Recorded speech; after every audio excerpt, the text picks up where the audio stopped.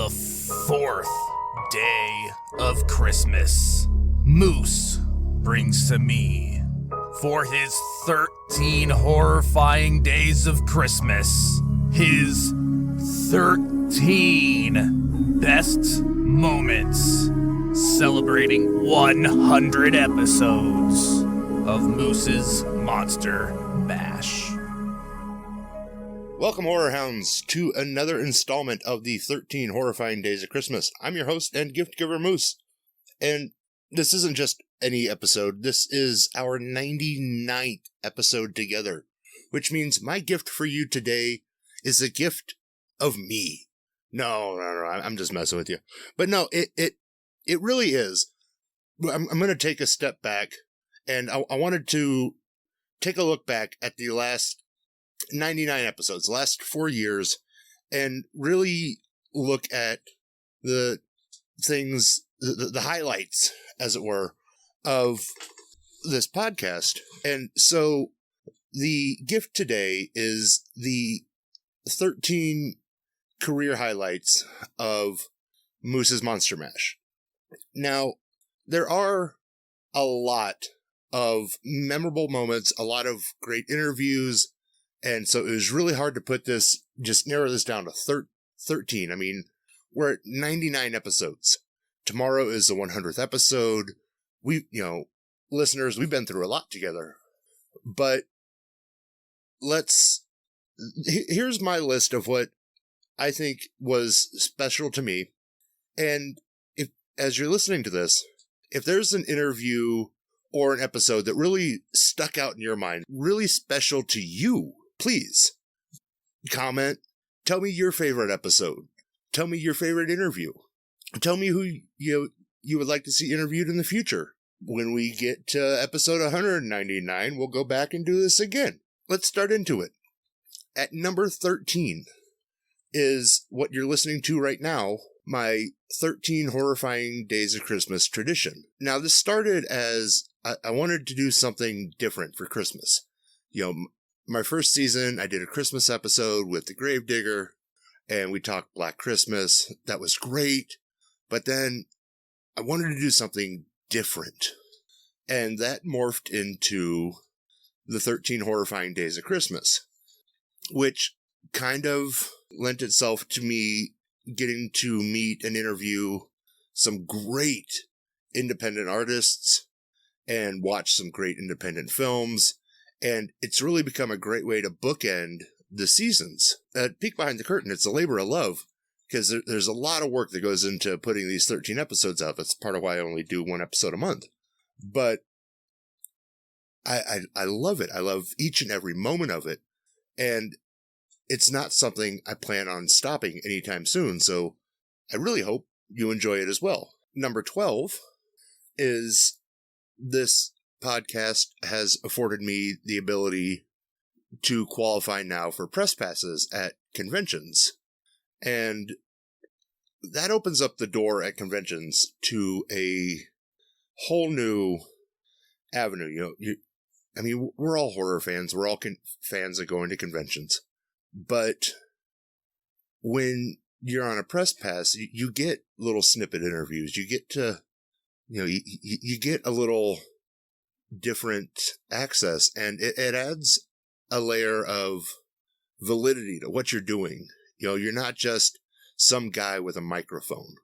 And at the end of the day, it shows that what you're doing, people are taking seriously. And that means a lot. My number 11 spot happens to be a specific episode, and that is my Butch Patrick interview. Now, growing up, I was a huge fan of the Munsters. So to get a chance to sit down with Eddie Munster himself and, talk Munsters, talk cars, talk everything with somebody I watched as a kid was just mind-blowing. And it's hard to put into words, really, because it was one of those times where you're trying to conduct an interview, but at the same time, you're watching this all unfold as this starry-eyed kid. So that interview will always hold a special place in my heart. Coming in at number 10. 10 is the number of times I have covered and talked about Jason Voorhees in these last 99 episodes. Whether it's a fan film, an interview with somebody from Friday the 13th, or a deep dive into the franchise. There have been 10 episodes related to Friday the 13th and Jason Voorhees. I didn't realize that we had covered that franchise that much, folks. With the fan films and everything, it gave us content when we wanted content. And I do look forward to more episodes about the franchise and learning more and talking to more people about their love and desire to expand the world of Camp Crystal Lake and Jason Voorhees and Friday the 13th and just this realm of possibilities. Number 9, sitting down with John Borowski to talk about serial killers was a very, very special moment for me, because we talk slashers, we talk movies all the time, but we never really get a chance to talk about real horror. And I think that if you're going to talk horror, you have to at least address real horror at some point. And, Borowski's written some great books, directed great films. He's got a couple more coming out soon. And getting a chance to basically peel back the layers and look at what makes a killer a killer, and look at what all of our favorite slashers are designed from, really puts our movies into perspective. Almost all of our favorite slashers and movies are based off of these real life characters. And I say characters because ultimately that's what they are. They're murderers, but at some point they became a character, something larger than life. And I don't want to celebrate what they're doing, what they did. It's not at all what I want to accomplish here. But like I said, peeling back the layer and looking into what makes them tick. Why did they do it? Why did this person snap? And any chance I get to talk real horror, it is amazing for me. My number 8 spot is a shout out to a good friend of mine, frequent guest of the show, and star of Happy Death Day, Mr. Rob Mello. Now, this started, Rob and I met at a convention. We were just out back smoking, and that's progressed into, we were smoking at a convention, morphed into an interview, morphed into another interview. Now, when we're at conventions together, we're smoking buddies, bullshit online and different things like that. Hell, he sent happy birthday videos to my daughter, so that's something I wouldn't necessarily have without this podcast. So as I go through the list of things that I think are like my career highlights, that has to be one of them. Number 7 is another friendship formed from this, and that's with Wyatt Weed, the boar predator from Predator 2. Again, we met at a convention, struck up a decent working relationship, and we've kind of been off to the races ever since. And we'll talk and BS about different things, whether it's miniature work or toys or it doesn't matter. It's just fun things to discuss with somebody that's not movies. It's not just horror. And this all started from, we met at a convention appearance, and then he came on for a 2-part interview episode because the man has a lot of stories to tell. And if you haven't yet, I encourage you to go back and listen to his 2-part episode, because he's got a lot to tell. Coming in at number 6 is something that we started, and it's fun because I get to do it with my friends. And that's the Year in Review episodes, where Billy Peck, Randall Sylvie, and myself sit down and we talk about the horror movies that came out, the top horror movies that came out in the year, and then we'll talk about the movies we're looking forward to for the following year. And now that all stemmed from wanting to talk about new horror and giving the new stuff time to breathe, and not just talking about it for like clicks and likes, because in this profession, there's a high likelihood of falling into the trap of, when a movie drops, you instantly do an episode on it just to get the listens. But that also doesn't give enough people time to really enjoy and digest the property. And I think, me personally, I think that does a disservice to what you were talking about, which is why we put it off to the end of the year and go back and talk about things that have come out throughout the year, because that has then given people time to actually watch the product, enjoy or dislike the product, form an opinion, and listen to us talk about it.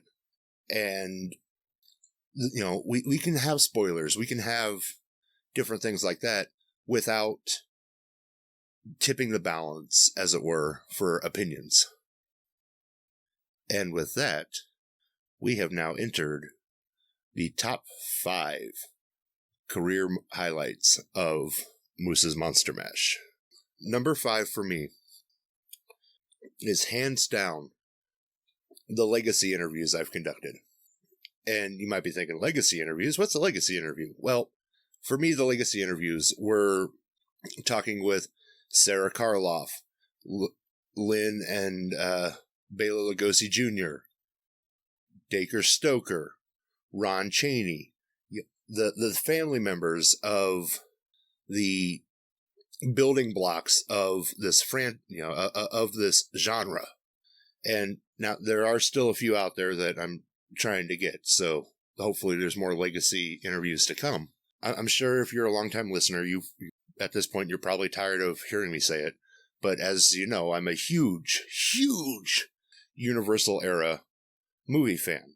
So to get the opportunity to sit down to talk with family members from that era about their family and what they did for the movie industry and what they did for the genre, and just helping propel all of this forward, was a dream come true. And then in the case of Dacre Stoker, we're talking to the multiple grandnephew of Bram Stoker, the writer of Dracula, one of the best works of horror ever produced.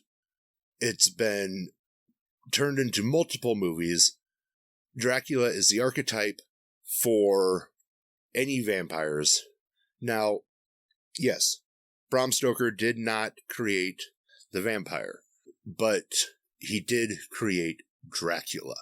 And to sit down and talk with somebody about how Dracula was created is a horror fan's just, again, I'll say it, dream come true. I mean, that whole interview, I maybe said 5 things. And spoiler, tomorrow for the 100th episode, Lynn Lugosi and Dacre Stoker are back and we talk Dracula, and I don't talk that much at all.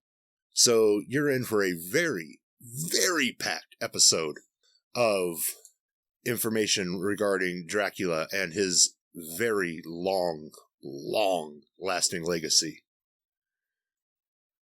Coming in at number 4 for my career highlights.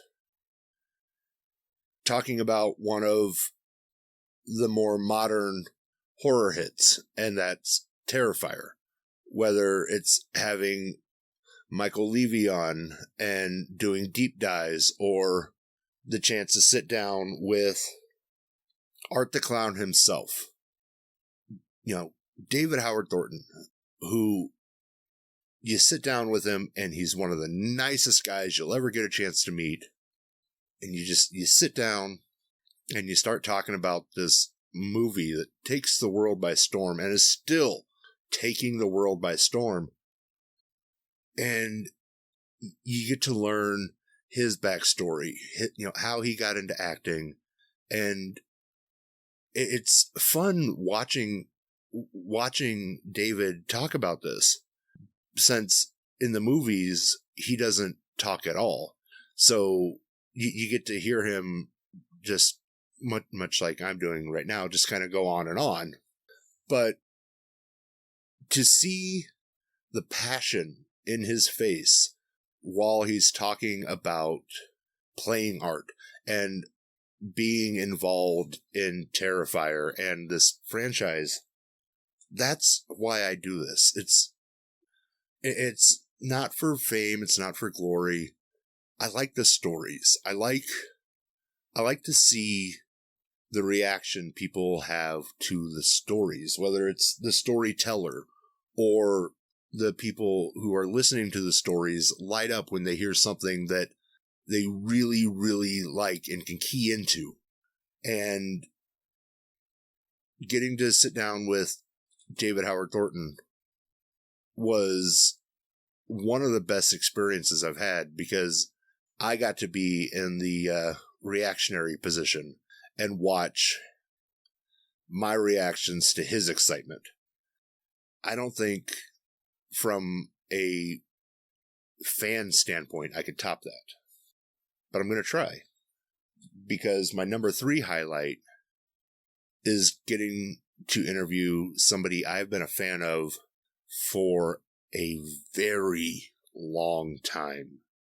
And way back in the early days of the podcast, I had David Dismalchin on.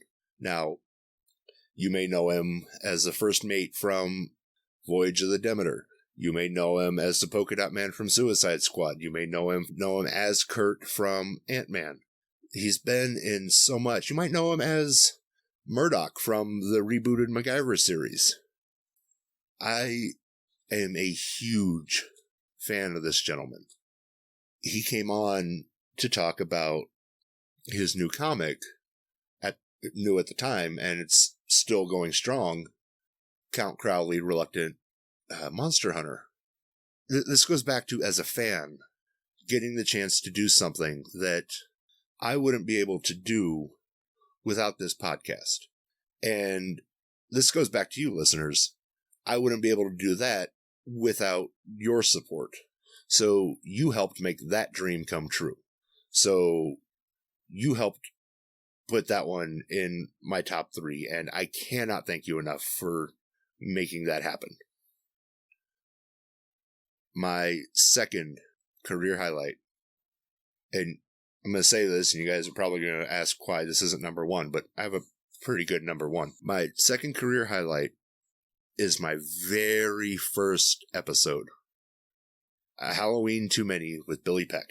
This podcast started because I wanted a place to talk about horror. And I was kicking around the idea, and Billy and Randy both pretty much just said, like, at the time I was guest appearing over on Grawlix, pretty much just said, why don't you just create your own? Don't quit talking about it, just do it. So I sat down, I planned it all out. I didn't know what I was going to do exactly. I knew I wanted to talk about horror, but I didn't have a format. I didn't have anything else. And then the time came to record an episode, and I was like, what am I going to do? And decided my first episode was going to be with Billy Peck to talk about the Halloween franchise. And From that episode, that has stemmed into multiple franchise deep dives with Billy. And those are some of my favorite episodes because we're not just talking about a movie. I mean, we are digesting an entire library of films, whether it's the Leprechaun series, whether it's Halloween, most recently, the Grindhouse Cinematic Universe, and there's so many more planned out. And this all goes back to that very first episode where, everyone said, just, well, much like Nike, just do it. And now's the time for what I think is my favorite moment in the last 99 episodes. And probably my professional career in general. And this is, when I tell you, you'll understand why I'm stuttering a little bit, but it's something that's hard to imagine. And even looking back, it still boggles my mind a little bit. But through this podcast, I connected Dacre Stoker and Lynn Lugosi. Now, they had worked on things before, but they had never really been in contact with each other. I was a connecting point between the Stoker family and the Lugosi family. I mean, two of the biggest names in horror and vampires and Dracula. And I connected them. And I don't say this to brag or boast or, toot my own horn. I say this because it's something I'm proud of. Something that, yes, it would have happened someday, but I am so glad it happened through me. And here's a quick soundbite on that very thing. And we were on a show together with Paul. How long ago, Paul? A year ago? A couple years now. That's, I think, where we got connected with the family. Yeah. I say you had started interacting with them, but you had never really talked, and then I was kind of the linchpin between the. You were. Cool. You absolutely were. Yeah, that's right. It was all sort of cordial, that stuff, until you brought us together, and it was all out warfare, wasn't it? I'm just kidding. Thank you so much for listening to me talk about my favorite 13 moments. Like I said, tell me your favorite moments of the last 99 episodes. Tell me what your favorite interview is. Tell me your favorite story. And, you can always find me and other great podcasters over at electronicmediacollective.com, or in an effort to tell me your favorite story, just look me up on Facebook and Twitter and just look me up on Facebook, Twitter, and YouTube at Moose Media Inc. Just look for the Moose. And listeners, this is episode 99. Tomorrow is the 100th episode of Moose's Monster Mash. I couldn't have got there without you. I'm so happy with where we've come from to where we are. And I look forward to continuing this journey with you. And tune in tomorrow for the 100th episode. And until next time, Horror Hounds, mash on.